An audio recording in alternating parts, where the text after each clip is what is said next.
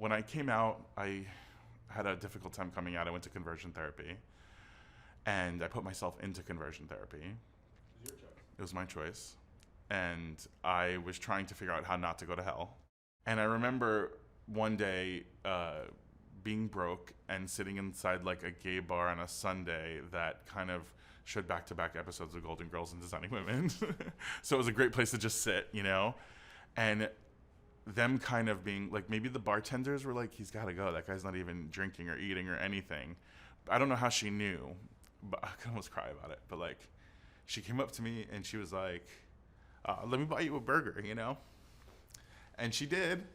And I sat with her and I ate the burger and I got to know her. And shortly after, like I would say like maybe like a few months after, she died of AIDS. And she had this huge ceremony. And I went to pay my respects. And it was beautiful. It was like probably the most beautiful ceremony I've ever been to. The mayor of Wilton Manors, Florida, was gay, and that I didn't even know. And I was just like, oh my god, the mayor's gay. Like, that's so cool. Like, and he was there speaking at her funeral, and he said, you know, she's a performer. He's like, let's not sit here in mourning. Let's get up and give her like a last standing ovation, round of applause. And the whole entire church filled with gay people, which just that alone really felt good. One thing I always say, and the reason I think that I am like a person who feels like I have to be a teacher all the time, is because we lost a whole generation of our people. Like, we lost a whole generation of elders, which means our elders of my generation grew up without elders and grew up without people to be able to show them a certain type of way or teach them things. So I feel like a direct responsibility, like I feel like my generation and the generations after me, we have to work double time. We have to work double time, like not only on just talking about relationships and community and how to treat each other and all of that other stuff, but also just like, girl, you don't know who B. Arthur is yet? Like, you need to get on it. Michael Lannon, one of the creators of Looking, sat me down at breakfast and offered me the part and was basically like, I want you to play this character, Eddie Bear, and he is going to be pursued by one of the male leads. And I was like, oh my God, yes, you know? And he was like, and we're gonna have sex scenes and it's gonna be beautiful. He's like, and he's gonna be HIV positive.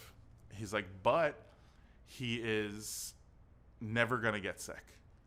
And he won't be loved in spite of him being HIV positive. He'll be loved because of it, because of how he deals with it and I just was over the moon. I mean, who doesn't want to hear that on an HBO show and like a queer show, and then to be able to be yourself, and then just to like, I never had a problem getting laid my whole life, but all my characters are like, please kiss me. Like, it's just like so stupid, you know? And I feel like I wanted to be visible, and then also to be able to be visible for the HIV positive community. Like, how awesome.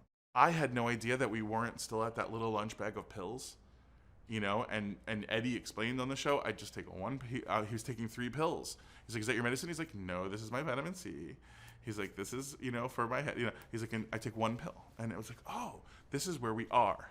That's what's significant about the change that happened in me becoming an activist. Because when I realized some of the statistics that were out there, 1 in 3 gay men have never been tested.